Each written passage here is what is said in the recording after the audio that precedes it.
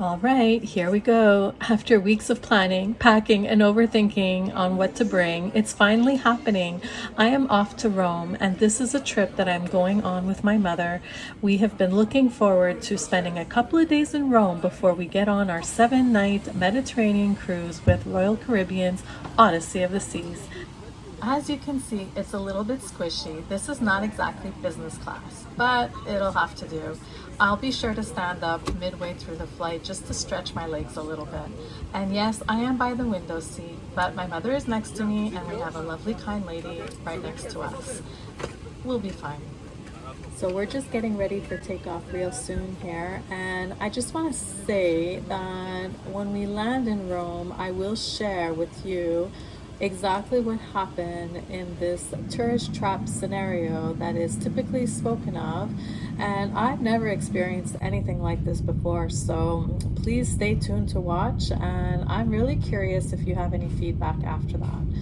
And right now we're about to get blessed with the most beautiful sunset taking off, so I'm gonna play some music and I hope you enjoy.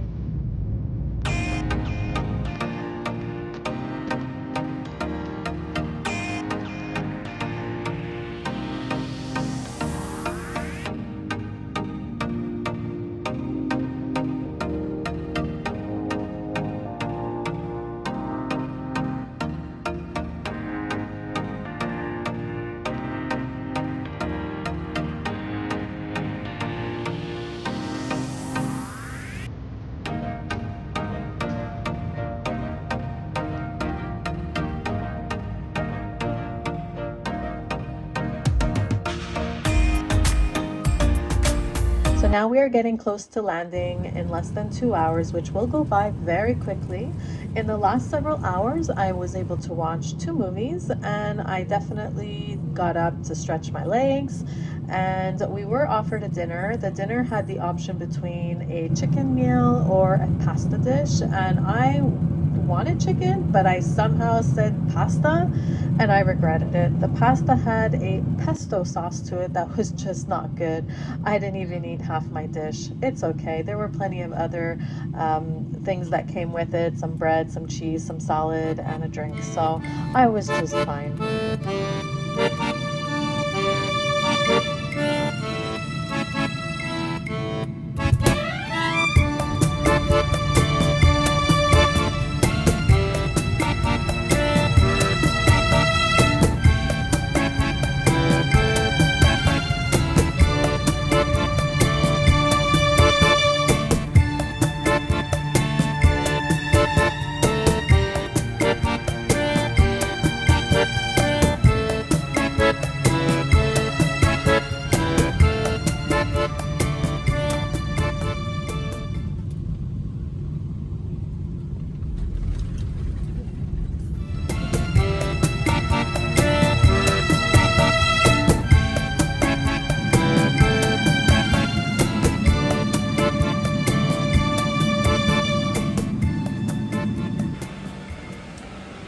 It felt good after 8 hours of being on that flight to get up and stretch our legs finally. I enjoyed my walk through the custom clearance and then off to pick up our baggage. And then the next step was to go grab a taxi to head over to our hotel. Well, that did not go as planned. This is what happened. We lined up for a taxi. When it was our turn, we were swarmed by different men asking us where we were headed for. After naming the hotel and the street address, they immediately started giving us different prices, saying it was going to be 80 euros, or by the meter it could be 90 euros, or we could take a shared taxi.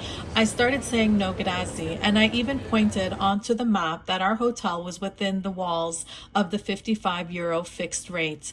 They refused, and we felt more and more separated from the rest of the line, and we were not able to get into a taxi. We ended up opting for the train. However, the taxi experience really felt like a tourist trap that I could not get out of. I don't know what I could have done differently at this point. We wanted to take a taxi, but it felt like it was really difficult to get into one. If you have any experience or anything you would have done differently, please leave me a comment. I'd love to hear. Meanwhile, we did opt for the train. It cost us 28 euros for the two of us, and it was really easy to navigate.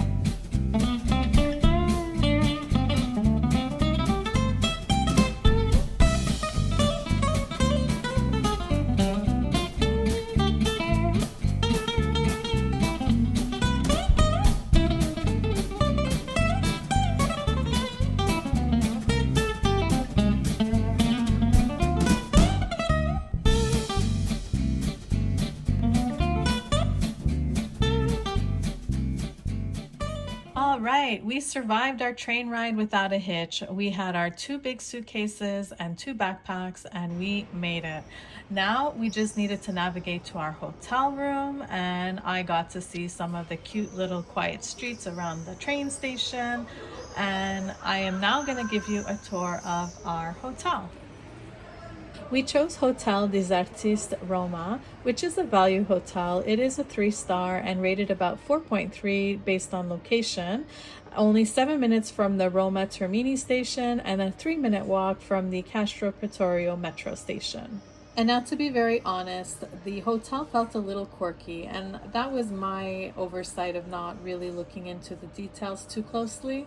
But when you walk into the front entrance of the building, you are greeted by the service desk, and check-in is very easy, and the people working there are very nice. Once our room was ready, they gave us a card, and a gentleman helped us with our suitcase. And I didn't realize, but we had to leave the main building, step outside, and maybe 10 feet down, we had the door to the main hotel room entrance, and we used our card to be able to get into that part of the building. And the reason for this is that the main entrance, the building was actually being used for a hostel. So that one had shared rooms and shared bathrooms, and then the building next door to it was the actual hotel room. So what I was just looking at was the antique elevator. It's a very small space, so you could basically fit one person and one large luggage inside of this elevator. And you do have to ensure that the doors are fully closed in order for it to operate. We chose to go up the stairs, and while I'm going up the stairs, I'm just going to preface to tell you that we actually did the tour of the room after our 2-night stay, not before, so please do excuse that it's a bit messy. This is not how we received our room from the very start. I also like the fact that you have to use your key card to get through the main outside door, and then there's another door blocking off a small selection of rooms per floor. So I entered this section here to get to our actual room. So this is going to be a quick tour. Upon entering the room, I flick on the light. You're going to notice there's twin beds. But first, I'm just giving you a quick look at the bathroom. It worked perfectly well. A good hot water pressure for the shower. No problems with the toilet. Only odd thing was the positioning of the mirrors. There were 2 mirrors right in the corner, which kind of made a double effect, so you could see yourself not once but twice. That was a little distracting, but no bother. And then over to the room side, again, it is a very small room. This is typical for European hotels. We had twin beds, which made it more comfortable to share the space. And there was an ample sized closet to put things away, and a window for the outside, which we couldn't figure out how to open the shutter, and we didn't really want to play with it. We were only there for 2 nights, and it was quite all right.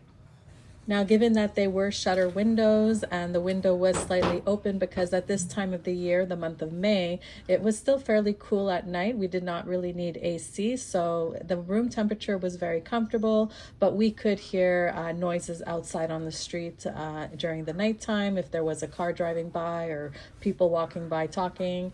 But at the end of the day, like, we still got a good night's sleep. We were okay with that. So that's it for the room tour. Now I'm just going to take you over back to the main building and head upstairs just to give you a view of the rooftop terrace, which is quite lovely. It's set up as a little garden and there's some seating, chairs and tables that you can just sit and relax. So I just take a quick peek over the edge of the rooftop terrace, and now I bring you back inside. Lastly, this is the breakfast area that we got to have.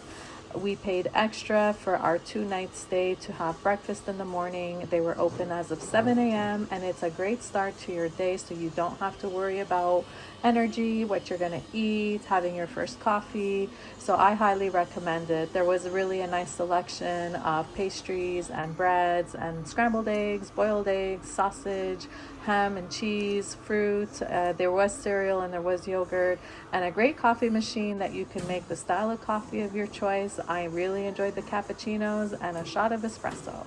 So that concludes the tour of the hotel. And in case you're wondering if I were to stay here again, I absolutely would, given the location and the value. It was a very enjoyable time. Thanks for watching, and stay tuned for the next video, which will feature all of the sights we got to see in our short trip to Rome before and after our cruise.